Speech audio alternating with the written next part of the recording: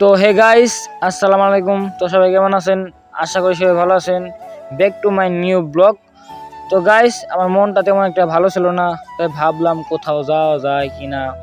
তখন দেখলাম বাড়ির পাশে একটা সুন্দর ভিউ পয়েন্ট আছে, তো সেখানে এসে বললাম। আপনারা দেখতেই পারতেছেন কত সুন্দর ভিউ পয়েন্ট, আমার খুবই ভালো লাগছিল।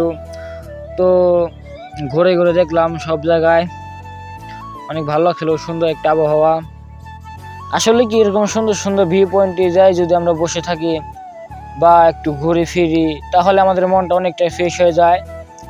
আমাদের গ্রাম অঞ্চলের এটাই সৌন্দর্য। এরকম সুন্দর সুন্দর জায়গায় যাই যদি একটু বসে থাকি, অনেকটা ভালো লাগে, অনেকটা শান্তি ফিল হয়, ভালো লাগে খুব।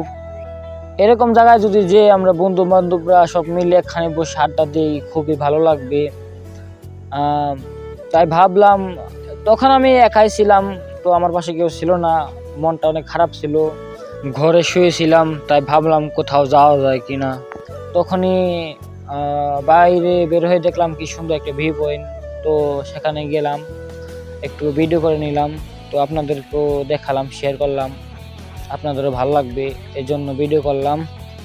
তো আপনাদের এই ভিডিওটা কীরকম লেগেছে অবশ্যই কমেন্ট বক্সে জানাবেন। আর গাইস, আপনারা দেখতে পারতেছেন চারিদিকে শুধু ধান ক্ষেত আর ধান ক্ষেত, কারণ এটা ধানের সিজন। এখানে ক্ষেত দিয়ে আপনার আলি বানানো হয়েছে, তো সেগুলা বড় হয়েছে, তার কারণে সৌন্দর্যটা আরও বেড়ে গেছে। তো এই আলির কারণে বা ধানের কারণে আপনার এই সৌন্দর্যটা আরও বেড়ে গেছে, মানে এক কথা বলতে গেলে অসাম। তো আমি এক জায়গায় বসেছিলাম, তো ভাবলাম এক জায়গায় বসে কি করব।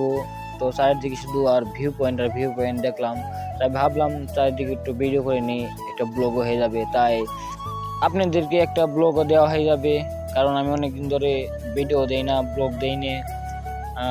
কিছুদিন আগে 2টা ব্লগ ছাড়ছিলাম, এই 3-4 দিন হবে। তাই ভাবলাম অনেকক্ষণ বসেছিলাম, তো ভাবলাম এতক্ষণ বসে না থেকে একটা ভিডিও বানিয়ে নিই, তাই একটা ভিডিও বানিয়ে নিলাম।